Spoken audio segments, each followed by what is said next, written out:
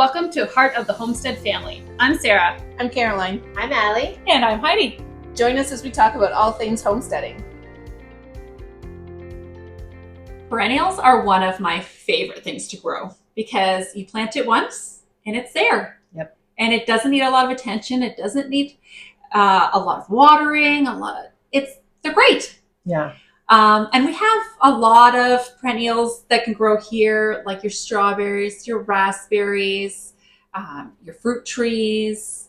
But there's some unique ones that maybe you guys have not heard of or haven't planted before. So we're just going to share some of the ones that we grow or that we like, and maybe you'll get some ideas to add to your perennial gardens. So Should we start with like maybe fruits or things like that? yeah, fruits. What do you have a perennial fruit that you grow? Well, I mean, I have quite a few different, like a little bit of different things.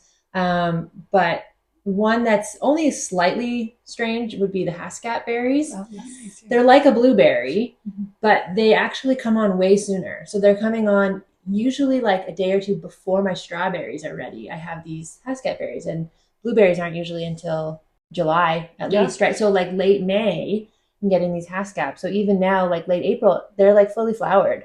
Yes. Wow. Yeah. So they're not so different than a blueberry, but they're different enough in that they have a different season, which I love.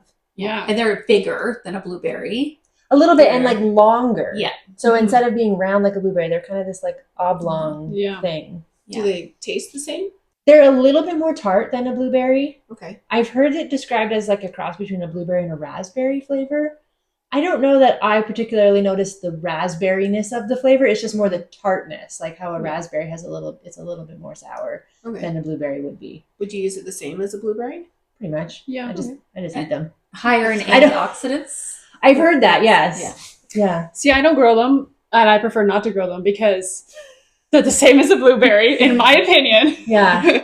And I have a strawberry season already, Yeah. so I don't like it when they overlap. So I'm just like, no Haskaps, no. Yeah. We'll Yeah. do For it. you, because you're growing strawberries on such a big scale, it Yes. doesn't make sense to have other things that are coming on at the same time. Yeah, it's just too overwhelming. Yeah. And because they're not as sweet as a blueberry, I'm like, well, why am I putting all this See, effort? I don't have luck growing blueberries. I've got bushes, but if I could get the Haskap to grow successfully, I've had more Okay. success. I've had more then I success would pick with that over the Haskaps. blueberries. Yeah. Yeah. And I personally would prefer, because I'm not doing on a market garden scale, I'm just growing for my family. Yeah.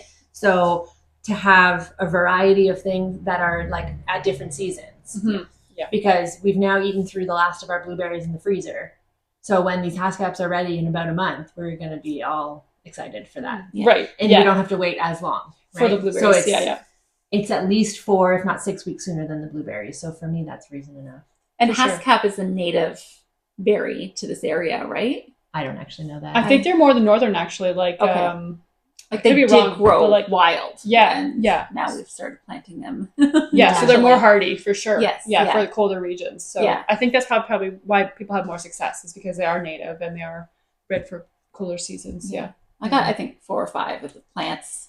And last year there was about 5 berries, 5 Haskaps on there, but Did you just plant them last year? a few years, 2 years ago. Yeah, they take a little bit of Yeah. time to establish, like any perennial that you plant. Yeah. Like, Yeah, perennials need patience the first couple of years. yeah. Yeah. They I also planted thimbleberry last year, which is like a raspberry, but it doesn't have thorns, which will be nice. But so does it come off the plant the same a raspberry does? Yes. Like not Yeah. like how a strawberry or a blackberry Right, just like just a breaks off raspberry. at the stem. Yeah. Nice. Huh. So, and just a little different. So I guess they're not like, you don't find them in grocery stores because they're very like fragile. So they kind of break off, like break in pieces. They can, Right. like a raspberry holds its own. Just Yeah. barely. So Yeah. I mean, they can only sell them in such tiny containers at the grocery store, and like yes. you get them the day they come in, and you better eat them or they go mushy so fast. That's Right? right. Yeah. And those the raspberries that are in the grocery store are huge. I don't know where those come from. Yeah. Yes. What they're feeding those raspberries. Right. But yeah, it's just another fun way of growing something, and it doesn't have thorns. And actually, there was a lot of like runners kind of off of it this year, so we replanted a whole bunch more. Yeah. Does it grow like a strawberry then? Like it's No, like a raspberry, but Like so it sends Oh, out okay, new- so it yeah, but Yeah. not like Canes? raspberries are like more stiffer canes. These are kind of like flimsy. They need a trellis to kind of Okay. hang on to. Okay. Otherwise, they're going to lay on the ground. So they don't Oh, have a interesting. firm stalk. Okay. So you need Um, more help. Yeah, more care. Yeah, a Yeah, little yeah. bit. Like we'll just have a trellis for them now, and we'll see how much we get off this year because we just planted them last year. So yeah, Cool. it's a fun one.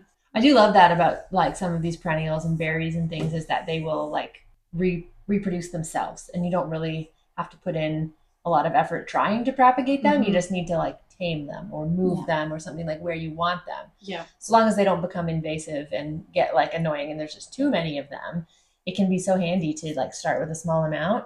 And as you're learning how to care for the plant and what to do with the fruit, then you're getting a little more and a little more, so it's not overwhelming. And eventually you can have lots, but Yeah. you don't have to start out with lots. Yes, yeah. Yeah. And there's always friends that would love for you to dig up some of your Yeah. perennials and pass them on if you That's do true. become Big time. have too much. So Yeah. it's a great thing to share and encourage. I'm always encouraging people, if you're going to plant anything, plant some perennials in your backyard. And Of course. yeah, Yeah, low maintenance. Aside from dividing or whatever. Yeah. Go from there. They can be really low maintenance if you don't want them to spread. You just mow over it and move Yeah. on with your life. So Yeah. you can put in as much effort as you want to like keep it going or stop it in its and tracks. it's nice because it's early in the season. You can be tending to those. You can be planting them. You can be replanting them. You could be dealing with them now before all the other stuff is happening. Yeah. Like we grow currants too. So we had talked previously about just cutting those and take the cuttings and replanting them. Oh yeah. Have grapes and just table grapes that I'm hoping will be successful at some point. Yeah. I think I need to research a little more into grapes because one year they were amazing and then the other years are not as Yeah. much. So And with your grapes, so Heidi, do you have different rootstock or do you just use the the same one. Same. all the time. Yeah, use Okay. it as a perennial. Wait, okay. So are you propagating from your grapes or no? Yes, I am. Well, this is the first year that I've done that. And Okay. I just took cuttings and I replanted them just to see what happens. Okay. Cuttings from someone else's plant? From mine. So you normally trim them in Okay. early spring, like late winter. So take those cuttings and replant them, just like I did the currants. Okay. Okay. So you have some successful grapes already Yes. and you're just trying to have more. yes, Okay. a whole row of them. Right. But viewers and listeners, I don't know that works. I just did it. Stay tuned for updates. So that's why I was asking though, because is the mother plant, does it have a different rootstock than the top stalk? Do you know what I mean? Because often a lot of times grapes which are grown commercially for juice or for wine have a different bottom stalk, like a rootstock that's native to the area. And then they will graft the new variety on top because it's more hardy. Oh. So I'm not saying what you did is wrong. Yeah. I'm just asking because I'm curious to see Yeah. like if it performs the same way or if they're I will let you know in a couple years. Yeah. It's going to be, we're waiting a long time for this particular update. Let's hope the podcast makes it that long and you guys can all find out too. That's right. Yeah. Yeah. So I don't know. I was out there and I'm like, hey, I have to trim this anywhere. I'll stick them into the ground and we'll see where that goes. Yeah. Cool. That's even more patience than a regular like perennial. That's right. Yeah. Cool. We grow goji berries, gooseberries. Yeah. Goji berries are good, like medicinally, and I have them in the freezer. I harvest them. The thorns on those things are horrendous. Oh no. But I've harvested and I've put them in the freezer, and that's as far as I've gotten. One day I'll research on the benefits. Yeah. I tried to grow goji berry and it was doing great. I had it inside for like a couple years until it got a little bigger, and then hardened it off in a little cold frame, did all the stuff I thought I was supposed to do, and then planted it out in the garden. It survived 1 year and then it died the next year. So I have harvested 0 goji berries. Okay. Well, they send off a lot of shoots everywhere, so I will dig you up some. Oh, and you can perfect. Try again. Try again. That's cool. And when did goji berries? Like when did the fruit? What is the fruit ready? Is it? July, August, like late season, like later. sometime. Yeah. After now. Yeah, for sure. I was just I curious. think it's July, August. Yeah. So it'd be nice to plan like your perennial garden, so you always have something like in something. fruiting stage. Yeah. Right? Like, yeah. Yeah, so from like late May through to usually even end of October, there's yeah. something even like late I can. April, but rhubarb has started. That's true. Yeah, we Yep. got rhubarb coming off right now, Yeah. and asparagus. Asparagus Yes. started extremely early here, Oh, so wow. I've only had a few little mini shoots that have come up Yeah. so far. Nothing to harvest. Me too. yeah, we harvested right before there was the frost for a couple days, Yep. so then that makes the asparagus disappear again for a little bit. Yeah. And then we do shiitake mushrooms in logs, which are not in the garden, but those are ready now too. So we've got 3 That's things earlier than I already. would have expected for mushrooms. April is always for. I really thought it had to be warmer than that for mushrooms. Oh, yeah. No. We've got wild mushrooms growing all over the lawn, and I'm like, kids, don't eat these, don't eat. Yeah. Yeah. So, but yeah, we've got choke cherries and choke berries as well, which are both native to the area. We have American choke cherries, which are really like bitter. So, but they're nice. They come off like in July, early July usually. Yeah. One's a tree and one's a bush, and they're very similar. One's got thorns and one doesn't. But they are both bitter, like bitter cherries. And but the birds like them a lot, so sometimes I don't get to them in time before they. What do you do with them?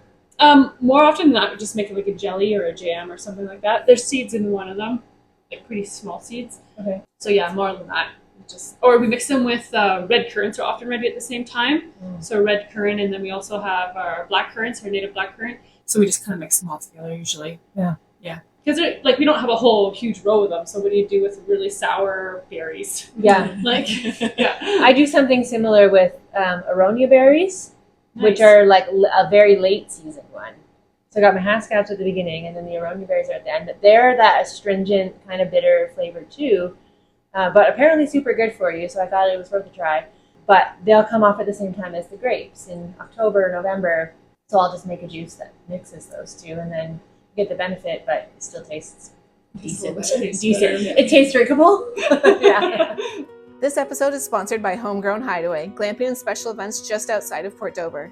Come check out one of our summer concert series. All the information on Facebook, Instagram, or our website, homegrownhideaway.com. So there's a wide variety of fruits that you Yes. can be growing as a perennial, and all worth it in some capacity, depending upon what your family's interests are and what you like. And the vegetables, I do sunchoke, which is kind of like a potato. Starch, yeah. Yeah, Yeah. starchy thing, and that will just keep regrowing because no matter how much you try to dig it all up, it doesn't all get dug up, and then it just regrows Yeah. for the next year. Now, when do those ones start growing? Because I planted some, and I don't really know what to expect them to look like when they start popping up out of the ground. Is it Like a- still too early to see any growth from those?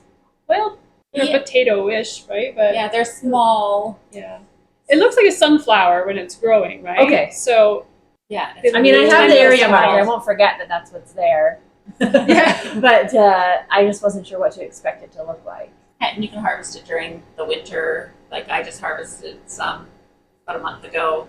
they're great for fall, winter. Yeah, like Yeah. like even you run out of potatoes, you cut some sunchoke. They're not as easy to like. They're all misshapen. I like the nice round of a potato. You can peel it easily. That's why I don't really like to grow them because it sucks to dig them, right? Digging again. Digging right? again. But then, like, if you dig them in the fall, often the stalks are so like they're taller than you, Yes. right? So you gotta get the them sickle out there and Yeah. cut them all down and then dig, and it just like, and then you gotta you gotta clean them, which is a really painful because there's so many knots and and then Yeah. So Yeah. I don't mind eating them, but I prefer not to. Just show up at Heidi's house. She'll cook them for you. That's right. Yeah. There we go. So I have a patch, and it just is always there. I just never harvest it, and it just continues to grow year after year. So if I ever needed food, Yeah, It's I there, know where to you go. know. Yeah, Yeah. yeah. And they're beautiful flowers. Yeah. But, like, Any other veggies? I was going to mention horseradish. Oh yes. This is a good time of year to dig it too if you want. Oh okay. Yeah. Yeah, or divide them anyway. Right? Yeah. Which again, if you have horseradish once, you never get rid of it because the root is so Yeah. long. But I find too, like, how many bottles of horseradish can somebody eat? Like, you only need one plant, and it lasts us the whole year. Like, Have you ever Yeah. made fire cider? that takes horseradish. Yeah. No, I've never done that. Yeah. No. Oh, you gotta try it. Yeah. I It's suppose the best. even still though, you only need like what, a tablespoon of Well, you horseradish? can make horseradish for everybody. You can, yeah. Yeah. Like I'll just sort of like dice it up. So I might use like a couple inch long section of horseradish in like a batch of fire cider. Right. Yeah. I love horseradish. I don't know what you're talking about. I could probably, however much you make, I could eat it. Trust We me. eat a lot in our house. Yeah. Really? It's really just me in my house. It's nobody else. Same It's here. just My me. husband a little bit, but it's primarily. What do you, me. are you It's just so good. grating it over top of stuff?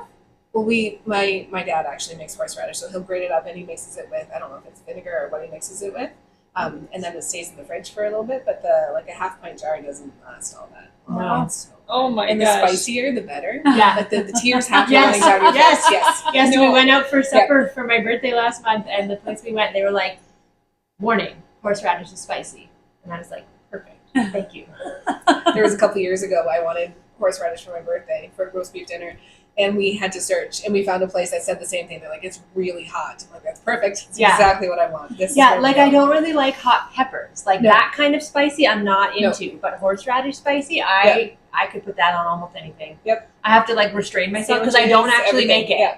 Like I'm purchasing my horseradish. I You started need to growing make it. it. I know. I've started growing it, but I just don't have enough yet. Like I just put it in like a year or two ago, so I haven't dug it up and like made it myself. So if I'm purchasing it, I have to like slow down a little bit, or I will You guys are weirdos. spend a lot of money. It's so good though. I Yeah. love it. It's good. It's amazing if you like if you have a nasal, Oh yeah, we should. Issues? Yeah. right? It's amazing. I'm Yeah. I'm salivating right now. It's bothering me so much. All right, change the topic. What else do we grow?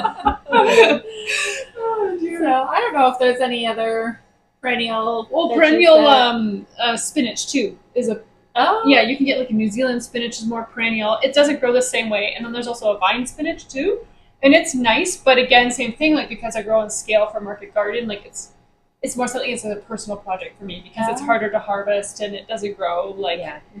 you know very well. It's a thicker crop in some regards. And then New Zealand spinach, I don't know if you guys have grown it, but it's like more of a succulent leaf. Like it's got like this weird texture. So to it. I've tried to grow it, expecting spinach, and I may have pulled it out thinking that it was a weed. yeah. It doesn't look like spinach. No. I probably pulled No. it out thinking it was a weed. I've Perfect. probably done that so many I'm times like, it with doesn't different work things. ever. You Yeah, try, what the heck? Yeah. try and grow something new, and you like really don't know what it's supposed to look like, so you just Mhm. assume that you're going to figure it out. And Yeah. I do actually have something in my garden that I should bring you guys a picture of, because I put a marker in that spot to be like, this is a thing. And now I totally forget what it is, so I don't know what to do with it. I'm not sure if it's a But weed that grew. it is in fact a perennial. Like it keeps coming back, and I keep not knowing what to do with it. I need some help. Okay. Help identify. Yeah. Yeah, so lots of great perennials to have with the garden. There's also herbs, which is a whole other podcast episode. So we will share about all our perennial herbs and annual herbs at a future podcast. But for now, there's some for you to give a try. Thank you for joining us. Make sure to subscribe, leave a review, and until next time, enjoy filling your hearts and your jars.